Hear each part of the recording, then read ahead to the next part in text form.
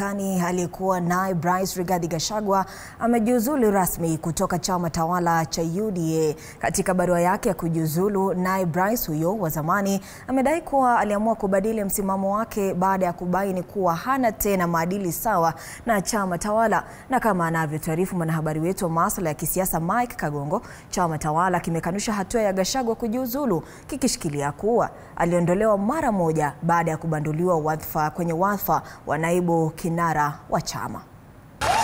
Aliyekuwa naibu wa rais Rigathi Gachagua amejiuzulu rasmi kutoka kwa chama cha UDA, akisema manifesto ya chama hicho ni ya uongo, huku akidai kuwa hakuna taifa linaloweza kujengwa kwa misururu ya uongo. Katika barua yake aliyoiandikia chama chake cha zamani, Gachagua amebainisha kwamba alifanya uamuzi huo kwa kufahamu itikadi za chama kilichoaminika na mamilioni ya Wakenya, lakini sasa kimegeuka kuwa wakati hatari zaidi wa kisiasa kwa wananchi na Jamhuri ya Kenya.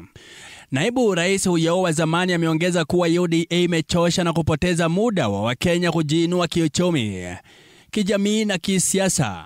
Sehemu ya taarifa hiyo ilisema itakumbukwa kwamba wakati akithibitisha manifesto ya Kenya Kwanza, mgombea wetu wa urais mwaka 2022 alisema, ni imani yangu thabiti kwamba umoja, utulivu na ustawi wa nchi yetu hautokani na ukuu wa wanadamu bali katika nguvu za taasisi zetu. Kama chama na mamilioni ya Wakenya tulimwamini na kuiamini kauli hii.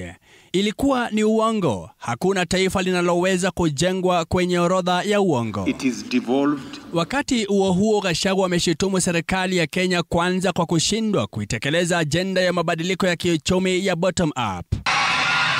Hata hivyo, mnamo Novemba mwaka jana, wakati wa kuapishwa kwa Profesa Kithure Kindiki kama naibu rais, mwenyekiti wa chama Cecily Mbarire alithibitisha kwamba Gachagua angekihama chama kwa hiari yake, licha ya nafasi yake kuchukuliwa na Kindiki kama naibu kiongozi wa chama.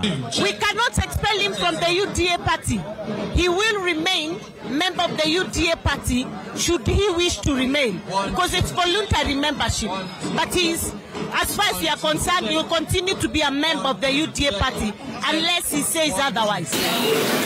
Baada ya wiki mbili, Kindiki alizinduliwa kama naibu kinara wa chama katika makao makuu ya UDA na kutoa hatamu kutoka kwa mtangulizi wake Rigathi Gachagua. Mike Kagongo, TV47, Nairobi. Na mbali sasa na